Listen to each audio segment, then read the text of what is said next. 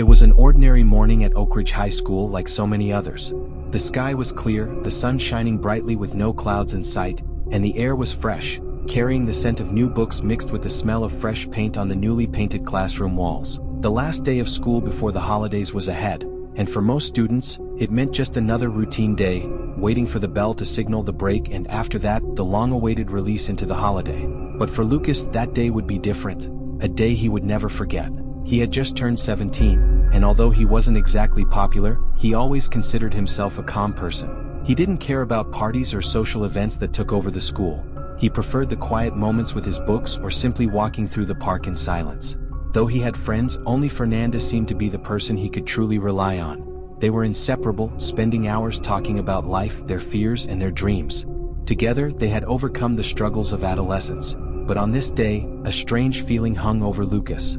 He didn't know exactly what he was feeling, but he sensed something was about to change, something he couldn't identify. Sitting at the back of the science classroom, Lucas tried to pay attention to the lesson on molecular biology. Mr. Almeida, the calm and methodical teacher, spoke clearly about the complex processes of life, but Lucas couldn't focus. His mind was elsewhere, fixated on an invisible point in front of him. He felt a tightness in his chest, a growing sense of discomfort as if something was about to happen, but he didn't know what. The room was filled with soft murmurs as the other students tried to follow the lesson, but Lucas seemed to be in another world. He glanced out the window, but the day outside was clear and tranquil, as if the world around him continued unchanged. Still, the feeling of discomfort inside him refused to fade. "Lucas, are you okay?" asked Fernanda, his longtime friend. She was sitting next to him, looking at him with a concerned expression. Fernanda was always attentive, and she knew when something was wrong with Lucas.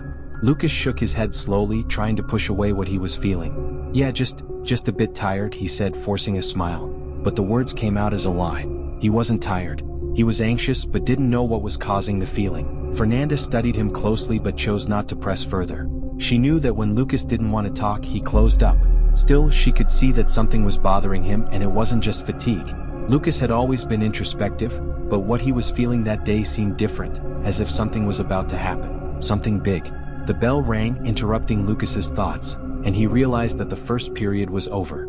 The bell brought a brief respite in the whirlwind of his emotions. As always, the room began to stir as students prepared for the next class. Mr. Almeida continued speaking, but Lucas could barely hear him. He looked around and saw his classmates standing and chatting, ready to change classes. But he still felt restless, as if something in the air was changing, but no one could name it. It was an undefined tension, like a shadow hanging over everyone. When the bell rang again, Lucas and Fernanda stood up to change classrooms. They walked together down the hall as they always did, but Lucas felt a growing weight in his chest. The hallway seemed strange, darker than usual. He looked up at the lights, which flickered briefly as if something was interfering with the building's electricity. Fernanda spoke enthusiastically about her holiday plans, but Lucas was lost in his thoughts, unable to shake the feeling that something was wrong. "Lucas, are you listening?" Fernanda asked, tugging at his shirt sleeve. He looked at her with distracted eyes, forcing another smile. She was so focused on her own plans that she didn't seem to notice his state of mind. But he, for some reason, couldn't focus on anything. The emptiness inside him was growing stronger. "Yeah, I was just thinking about some stuff," Lucas replied, trying to hide the anxiety building within him. Fernanda just nodded, still unaware of how disturbed Lucas was. They walked together to the math classroom, but with each step, Lucas felt the weight on his soul grow. He didn't know why, but he felt like destiny was rapidly approaching, that whatever was going to happen, there would be no way to avoid it. As they entered the math classroom, the atmosphere felt even more tense. Mr. Rocha, the teacher, began his explanation, but Lucas couldn't focus. The professor's words seemed distant, becoming a confusing blur. He glanced out the window again, but this time he couldn't ignore what he saw. The sky was darkening in an unusual way, as if a shadow were spreading across the world. The natural light outside seemed to weaken, and a sense of unease filled Lucas, as if the world were about to change and he couldn't stop it. He glanced at Fernanda, but she was so focused on taking notes that she didn't seem to notice the change that was happening inside him. She wrote quickly in her notebook, but Lucas couldn't concentrate on what was in front of him. His mind was restless, thoughts jumbled, and the feeling that something big was about to happen grew with every passing second. That was when the intercom system came on, cutting through the murmurs in the room and grabbing everyone's attention. "This is an emergency alert.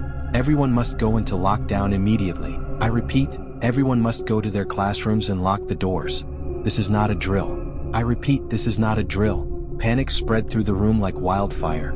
Some students screamed, others stood frozen, their eyes wide with confusion and fear. Lucas felt his heart race. The feeling of fear was immediate, as if the ground had disappeared beneath his feet. He looked at Fernanda, who was now pale, fear reflected in her eyes. She grabbed Lucas's arm tightly, seeking security in the only person she knew she could trust.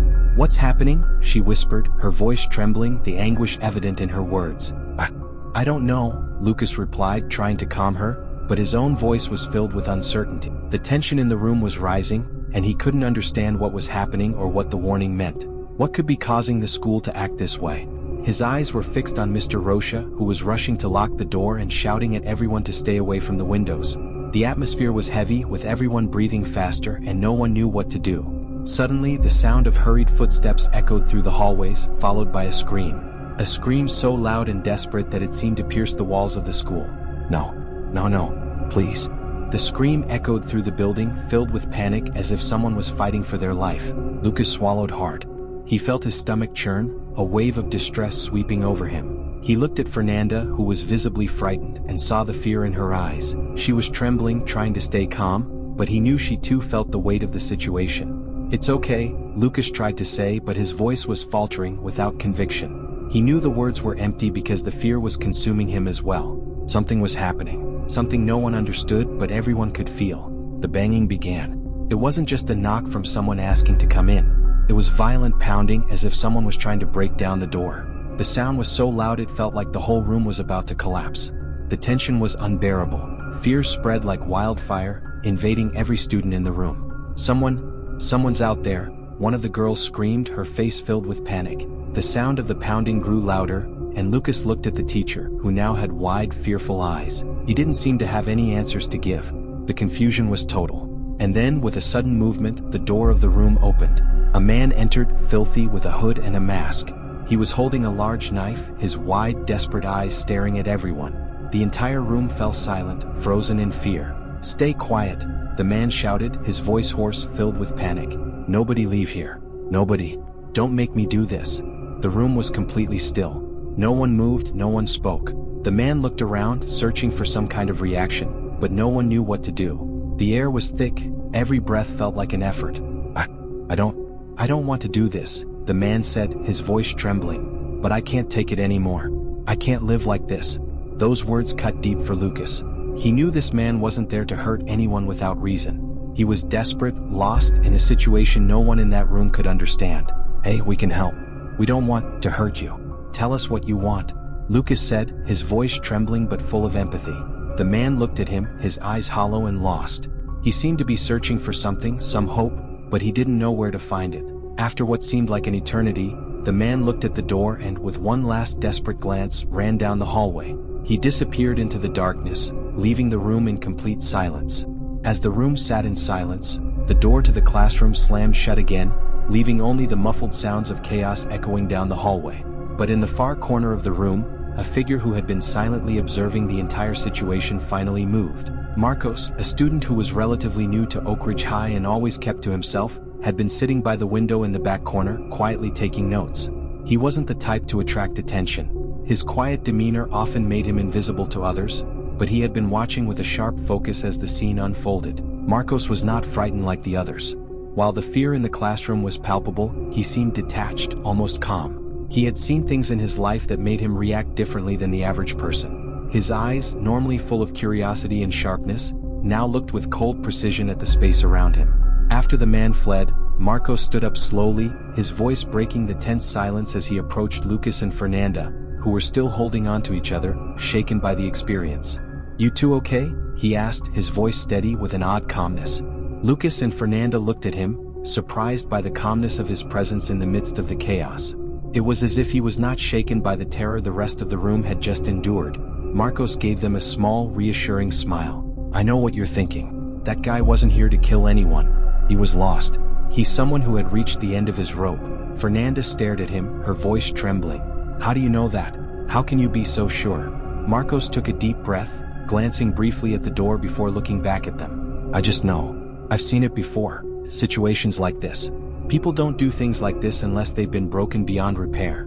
Lucas felt a shiver run down his spine. Marcos's words weren't comforting, but there was something about his calm demeanor that made him want to believe. He wasn't sure why, but he trusted him in that moment. Maybe it was the way Marcos had remained unfazed during everything that had just happened. The way he observed, the quietness in his voice, it was different from the panic that consumed the rest of them. "Do you know him?" Lucas asked, his voice hoarse from the tension. Marcos shook his head slowly. "No, but I've seen his type before. He was a man lost in a world he couldn't control anymore. And that's the worst kind of person to deal with when they have nothing left to lose."